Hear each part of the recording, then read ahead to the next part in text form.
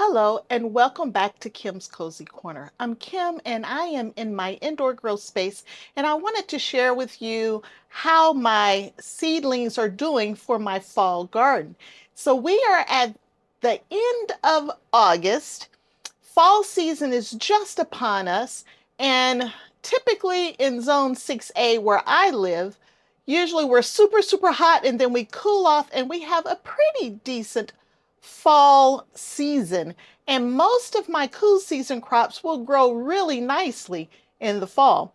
I've already started some of the seeds for my fall planting, and I want to show you how they're doing. I'm going to water them while I'm at it because they're extremely dry. And so let's just get right to that.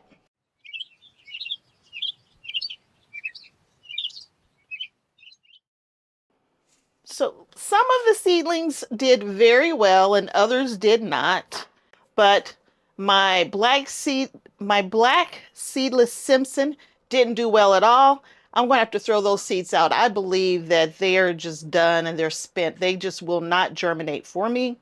And also, while I was gone, my helpers didn't water very well. So some of the soil dried out too much and I lost some that way. But for the most part, I have broccoli, which is blue ribbon broccoli. I have a couple that made it of my premium crop broccoli.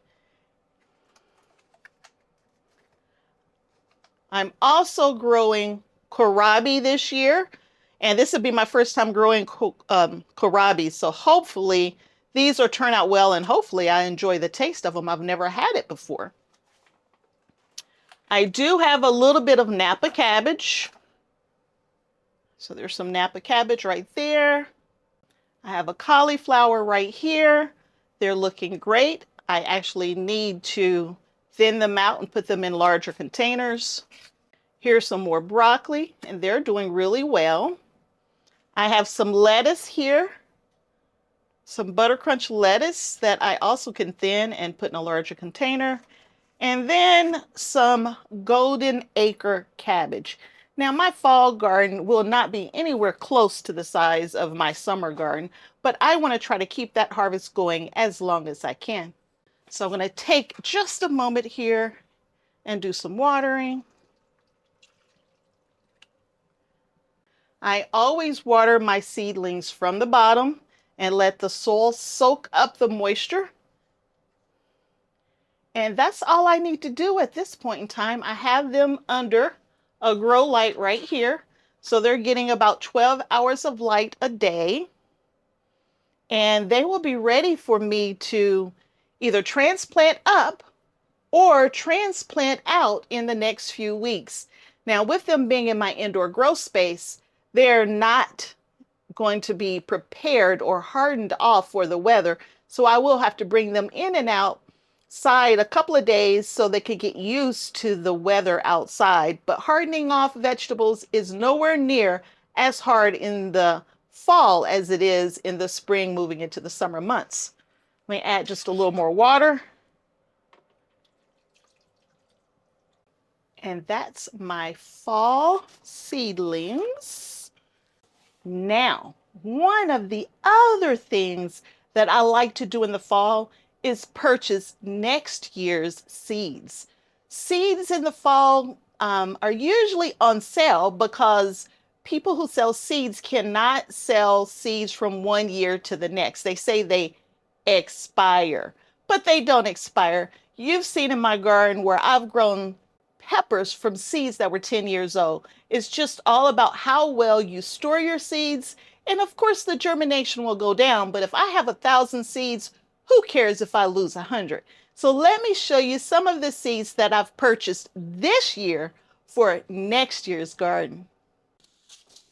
Okay, so I purchased all of my seeds for next year from two places, M.I. Gardener and Baker Creek. They run sales in the late summer, early falls because they have to try to get rid of all their seeds.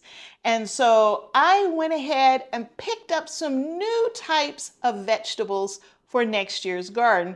And I want to share those with you so you can see what I have, and it'll help you in your decision making as you think about what you want to grow for next year.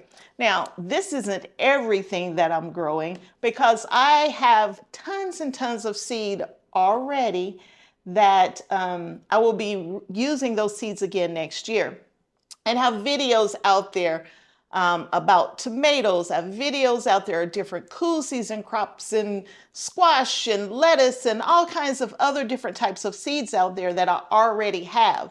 But these are new seeds that I've ordered this year, or either replacement seeds. So let me share with you some of what I'm adding to my seed collection. So Delcio broccoli.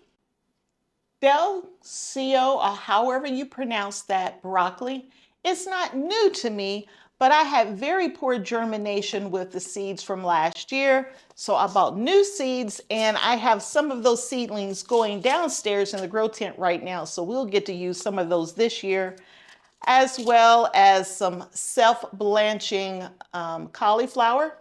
So I only grew a, I think it was called Flame, which is a yellowish color cauliflower this year. But for my fall garden, I would get some self-blanching white cauliflower. We've already talked about kohlrabi, and I've never had it before, but I hear it tastes like cabbage. So we're growing that in the fall garden as well, which will be the first time I'm growing that. And I think you can get kohlrabi in a burgundy color as well. I'll try to work on my lighting just a little bit here. All right. Next, I purchased a lot of different types of lettuce. And see, I grow lettuce all winter long in my indoor grow space in one of my GreenStalks, as well as in containers. But I wanted to get some different varieties for next year, and some varieties that are a little slower to bolt in warmer temperatures. So I went ahead and purchased some now for next year. One of the ones that I'm going to grow is bronze mignonette, I guess is how you say that. It looked really, really good. And I saw others on YouTube growing this one. So we're going to grow that lettuce. And I love my deep reds and purples when it comes to lettuce. So we will be growing a ruby red leaf lettuce. Isn't that a pretty picture there of leaf lettuce? And then I also like headed lettuce. So like an iceberg type lettuce, but this is called Pablo Lettuce. It's a headed lettuce, but it's got little red tips and stuff on it. That looked beautiful. It's a bicolor crisp head lettuce we will be doing. And remember, I talked about slow to bolt lettuce that can kind of last a little longer in those warmer months. So there's actually a lettuce called slow bolt. It's a green lettuce. It's been around since I think the 1940s is what the pack says here. Very heat tolerant. So we will be growing that one. There's a Lola Rosa leaf lettuce, green with red tips on it. Isn't it beautiful? Endive, which I've seen other people grow it. It looks beautiful, but I've never grown this before, so I'm growing it this year. And it's extremely cold hardy, so we might try to grow some outside in this fall garden as well. And this here, which you typically see cut up in mixed salads, I'm not even going to try to pronounce it because I mess everything up when I try to pronounce it. So we're going to grow a little bit of that next year to mix into some of our loose leaf salads for next year. I'm not growing it this fall. I have a couple more. These are from Baker Creek.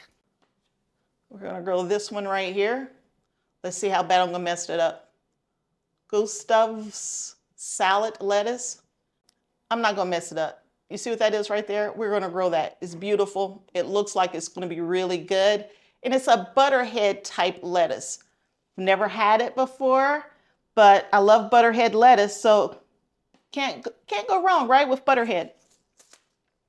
And then when you order seeds from Baker's Creek, you always get free seeds. The free seeds is a Landis winter lettuce. It's Kohlrabi, and we'll definitely be planting that one this time. It's out of Pennsylvania. It's been around a long time. It says it's a descendant of something called white tennis ball. So I don't know much about that, but it's a nice winter lettuce. So I'm adding these lettuce to the ones I already have. So if you've looked at any of my other what seeds to plant, what seeds to grow, anything like that that I've done in the past, seed starting videos, these are in addition to what I already have. I'm going to add SpaceMaker 80 to my cucumbers. Now, I already grow a lot of different cucumbers as it is. I prefer pickling cucumbers, but I'm going to add the Space Master 80 cucumber, and it's a bush variety, and I think that might be one that's really good for my containers as well as for my GreenStalks. And this is probably by far my favorite pickling cucumber now. It grew amazing in my GreenStalk this year. So the Wisconsin SMR cucumber, grew it in my GreenStalk. It was the very first cucumber to be ready to harvest. 50 to 60 day maturity, but I mean, it just did amazing in my GreenStalk. So we will be putting that in the GreenStalk again. I like to get my harvest early and often, and I like them to last a long time too. All right, let's see what else we got here. I'm going to add to my summer squash. Now, I already have a green scallop or patty pan type squash. I already have a white scallop squash, and I'm now going to add a yellow scallop squash to the mix. I found these to usually be very tender. They have a really, really good taste. And this is a bush style, not a vining style, so it should be delicious. I'm going to add one more winter squash, Kubacha. I've never had it before, but I think it's a type of like buttercup. It's a Japanese winter squash. It's an excellent sweet, nutty flavor. Perfect for roasting, steaming, stuffing, and puree.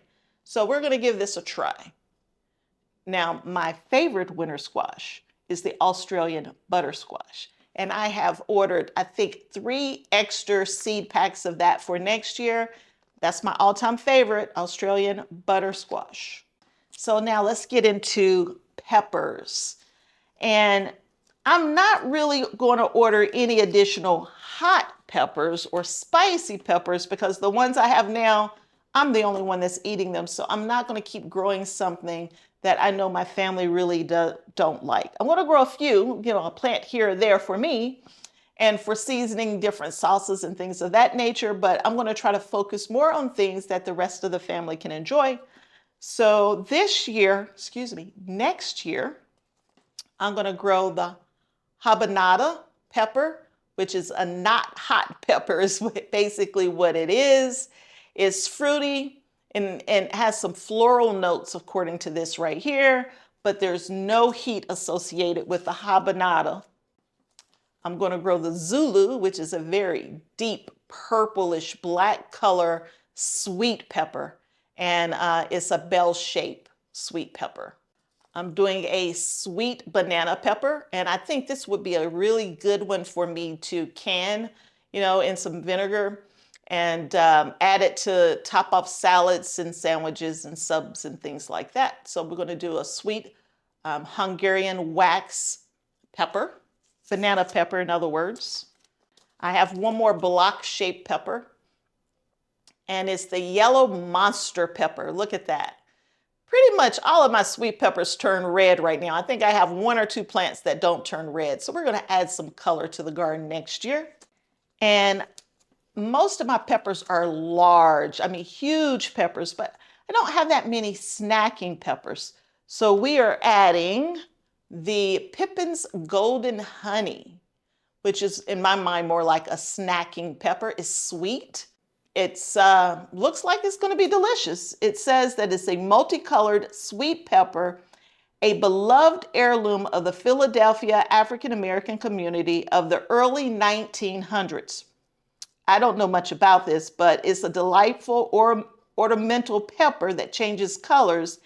And when it's finished ripening, it's going to be orange. So you see there's some purple in there, but you know it's fully ripe when it's orange. It was just beautiful and it's sweet. And so I'm trying to add some color to the garden. The other thing that I plant a lot of are beans. I have green beans, purple beans, yellow beans, all kinds of snapping type beans. This year I grew purple TP, and it was a good purple bean, right? It was a purple bean, but it vined a little bit too much for me. So I am going back to my royal burgundy bush bean. I grew this last year in my GreenStalk and it produced very well, but the plants didn't get so long that they were like leaning outside of the tower. They were nice and bushy and full. And so I'm going back to the royal burgundy bush bean in next year's GreenStalk tower. I don't know, honestly, I might put some in my winter tower in my indoor grow space, but I already have enough beans canned probably for 2 years, and they're still coming in this year. So I really should cut back on beans next year, but I'm not. We're gonna do Antiqua bush bean as well next year. I've never grown this one before. It looked good. I thought I'd give it a try. Maybe I'll plant smaller amounts next year, but many different varieties, so I can see if there's other things out there I like versus my staples that I typically grow. I'm going to switch up my wax bean. I usually grow Gold Rush. It's a yellow wax bean, and I'm going to change it next year to the top-notch golden wax bush bean, just to try something else out. And the last new bush bean that I'm going to be adding is the Landreth bush bean. Now it says that this is from the 1800s. Amazing flavor. It's extremely productive with smooth, tender pods that grow up to 5 inches long. So it's not a huge bean. It doesn't get really, really big, but I'm going to add that to the mix next year. I got a seed problem, y'all. I got a seed problem. When the seeds are on sale, I can't help but to buy something. Even if I go in the store, I go past the seeds, I just feel like I need to buy something. So I'm trying to stay out the store because I've already purchased all the seeds I need for my 24 garden. I already grow 50 plus different types of tomatoes this year. That's this year alone. 50 different types of tomatoes, even though I probably had somewhere close to 80 to 90 different varieties to choose from. I decided to pick up a few more varieties for next year. I just couldn't pass them up. They were on sale. And my gardener was having a 50% off sale on all their seeds, and their seeds are only $2 or $3 to begin with. So why not pick up some different varieties of tomatoes? So black Crim is already one of my favorite tomatoes. This is an indeterminate tomato. I really like the deep purple black tomatoes. I like the taste. I like everything about them. I like that traditional tomato flavor that they typically have. And I don't grow that many different types of the really dark carbon, Cherokee purples, that kind of stuff. I have a few out there, but I wanted to add to next year's types of tomatoes. So that's black Crim. There's something called a black from Tula. Don't know anything about it. It looked good though, so I'm going to give it a try. It's indeterminate as well. It's a deep burgundy green in color. It's kind of globe shaped, so the shoulders kind of pop up there. The tomatoes can weigh up to a pound each, and they're good for canning, it says. Now, I saw this one and it reminded me of the pineapple and the rainbow, and it also, the Kellogg's breakfast, it reminded me of all of those as well as the Dr. Wychees, but it's called the Hillbilly Tomato. And it's got those orange and yellow, colors mixed in with the red. It's indeterminate as well. It's out of West Virginia. The tomatoes can be anywhere from 1 to 3 pounds, so it's going to be a nice big tomato in the garden. Delicious on sandwiches and burgers. Now, this is more of a sweet type fruit. So, Hillbilly Tomato. All right. I am almost out of my Black Beauty, or actually I might be completely out. But this is so far, in my mind, the best tasting dark tomato on the market today. I love the taste of it, but I have a very hard time growing it. So I got some more seeds for next year's garden, and hopefully I will be able to get a better harvest off of those going forward. Let me see, I have one more traditional, is it just one? Yeah, one more traditional style tomato. Now, I like beefsteak tomatoes. Let me just be honest. I like beefsteak. So this is a true beefsteak, and some people call it a Fiji improved tomato. It's another slicing tomato. It says this fat fruit is about 4 to 5 inches in diameter and features macaroon or brownish purple flesh with red centers. It says that you're going to need to stake or cage it because the fruits are large. And then I have 2 tomatoes that are more like paste tomatoes. Opalka, or however you say that. It is an indeterminate tomato. They're more like paste tomatoes. Very minimal seed and gel inside. So they're go-to for tomato pastes and sauces. So we're going to add that one to what I already have. And right now, my best paste tomato out there is what's called a Big Mama. I've been growing Big Mama for about 4 or 5 years. I've kind of lost track. But Big Mama has produced every year. I have not had a flop yet with the Big Mama. So I don't have that one here, but Big Mama, look for it. Big Mama. I think it's a burpee seed. Big Mama. And then I'm going to grow this Korean long tomato.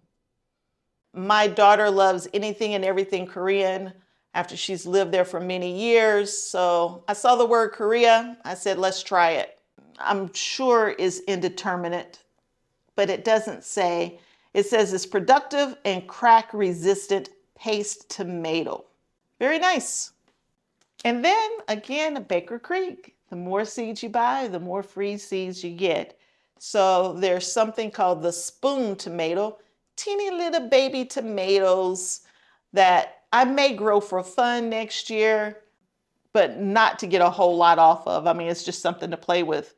I like my tomatoes a little bigger than that, but we will play with it. It's called the spoon tomato. And I mean, this, I don't think it's really in the tomato family, but I'm also going to grow 2 different types of ground cherries next year. 2 different types, the Aunt Molly's ground cherry and the New Hanover ground cherry. And I've never grown ground cherries before, but I thought that'd be something to play with because next year I'm not growing tomatillos.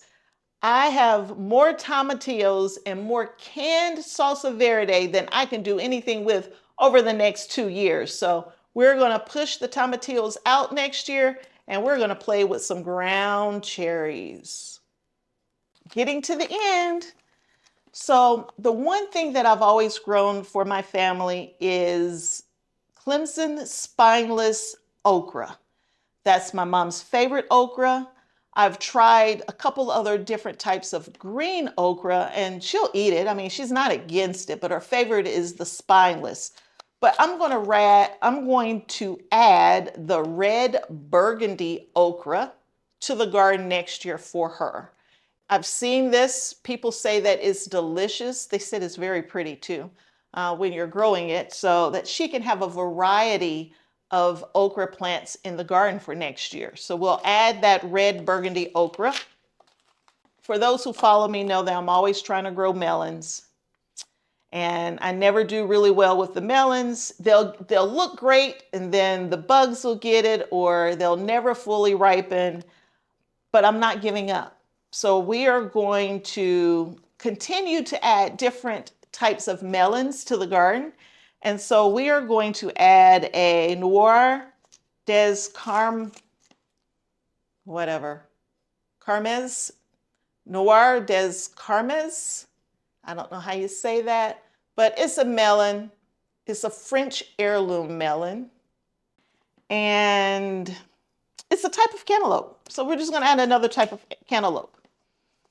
And the Edisto 47 cantaloupe, we're going to add that one. See if we get any luck with that one. These are all next year though. Remember, I'm talking next year's garden, but I have seeds now because I can get the seeds at half price or on sale if not half price. And most of these seeds, if not all of these seeds, I got them on sale at Baker's Creek and M.I. Garner. And then I'm going to grow an orange flesh honeydew. Now, I've never had any of these make in my garden, whether I'm growing them in my raised bed, in a container, in a GreenStalk. I've just had no luck growing melons, but I'm not giving up. We're going to keep trying.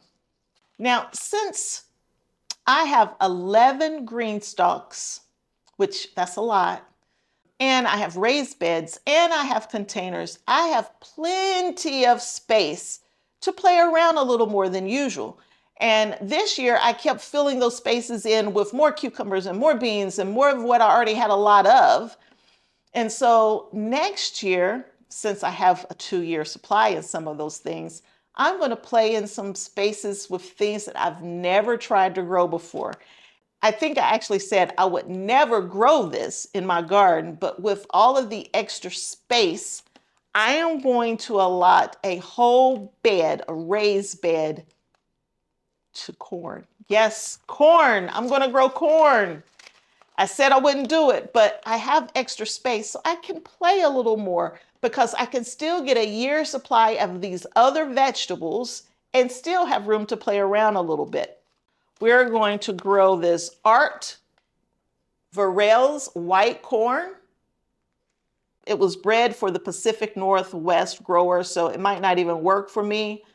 It's selected for cool soil germination and early harvest. So might not even work for me, but it's a perfect sweet corn for northern gardeners. We'll see what we can do. And the stalks only get to 3 to 4 feet tall. So I'm not looking at 8-foot stalks that I can't harvest the ears off of. So we're going to give it a try, and I have nothing to lose because it's extra space in my garden. And I paid, what, a couple of dollars for the seeds. I don't feel like I'm losing anything. And this next corn, I'm going to be honest with you, it was cute. That's why I chose it. It's called the Orchard Baby is what it's called. Orchard Baby. Look how small that is. That's a penny next to the corn.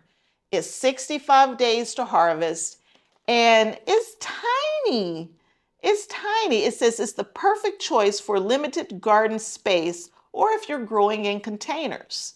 The stalks are only 3 to 5 feet tall, and you're going to get about 2 ears on each stalk. So if I'm just playing around with it, what do I have to lose? So those are the 2 types of corn I'm going to play with next year.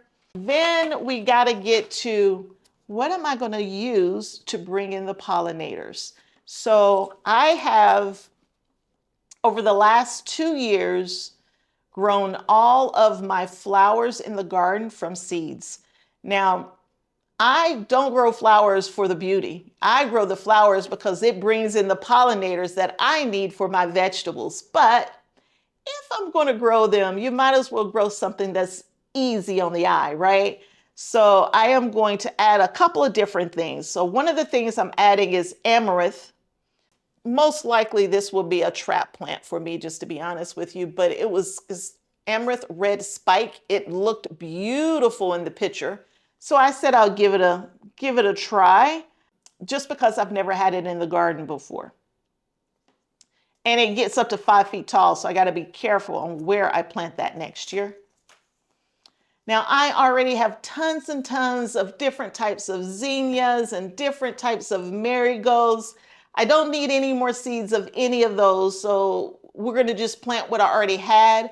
I prefer plants that stay shorter. I have some marigolds out there that's every bit 4 or 5 feet tall, and I've never seen a marigold get that tall. So I got to be very strategic in where I put my marigolds and my zinnias and my straw flowers because they're so tall, they're leaning over, they're in the walkways. Okay, they're pretty, they are pretty, and the bees love them. So I do have pictures with bees all over them, but I have to strategically place them next year. But outside of that, I do have containers on my patio and hanging baskets of different types of petunias. And so I usually just get the traditional style, petunias, what you can usually probably get from one of the big box stores. But as I was playing around at Baker's Creek's website, I found some very different types of petunias that I am going to attempt to grow next year for my containers. So here's a lace veil petunia. I mean, have you ever seen a petunia that looks like that? I mean, look, it's so pretty. I may have to buy new hanging baskets just to put that in because they're just so pretty. So I got the white lace veil. I'm also going to start the Carculca,